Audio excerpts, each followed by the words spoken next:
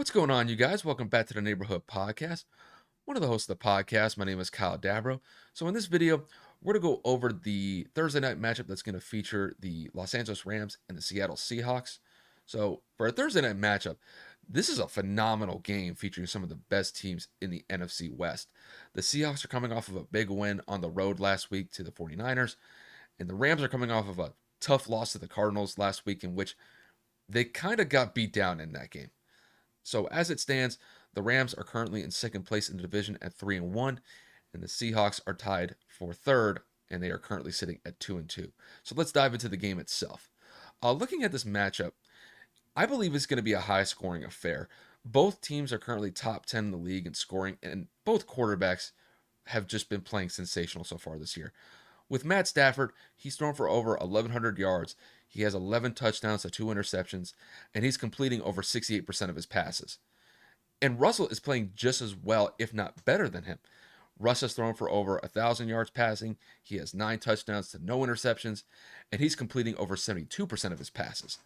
And I think looking at this matchup, I think both quarterbacks are going to have a field day against their opposing secondaries because both teams are in the top 10 worst defenses in regards to passing yards allowed. So to kind of focus on Seattle here, if they're going to try to win this game, they're definitely going to need a balanced attack on offense. Russell's going to need to be efficient, complete somewhere around maybe 60 to 70% of his passes, which he's been doing consistently so far this season already. And the Seahawks are going to definitely need good run production on the ground. They're going to probably need somewhere in between about 100 to 150 yards of rushing.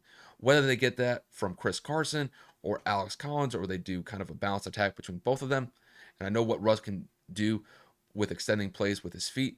I think if they are able to get some type of run production in between that 100 to 150 yard mark, I think it will definitely bode well for Seattle. As for the Rams, hopefully they have a short memory because that performance against the Cardinals, which was only 4 days ago, was nothing short of a tire fire.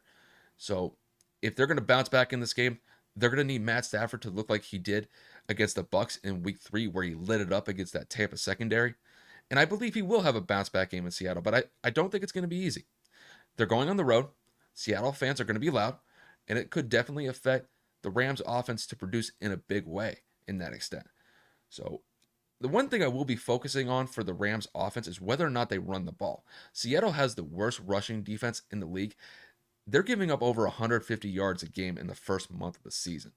So if the Rams are smart, they should utilize Darrell Henderson and Sony Michel extensively in this matchup.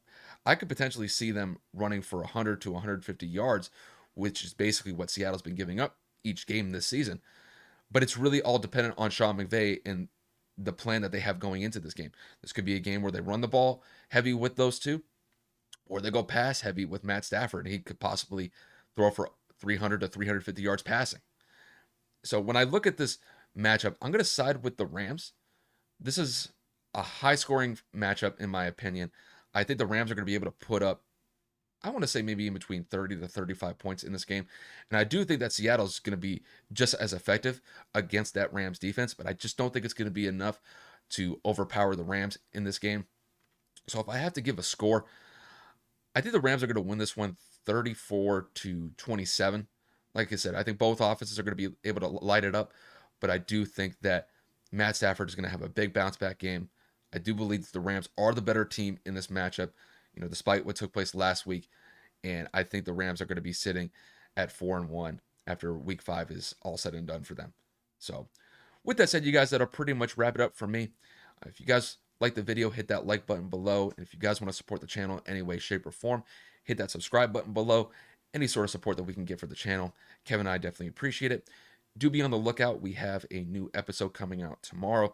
This is going to be the only segment that we record for today, but we're going to definitely have some Week 5 previews to go over. We'll be going over some of the MLB playoff matchups that will be taking place later this weekend, so we'll definitely have a lot of content coming out for you guys. But like I said, just appreciate you guys tuning in to watch the video, and we will see you guys later.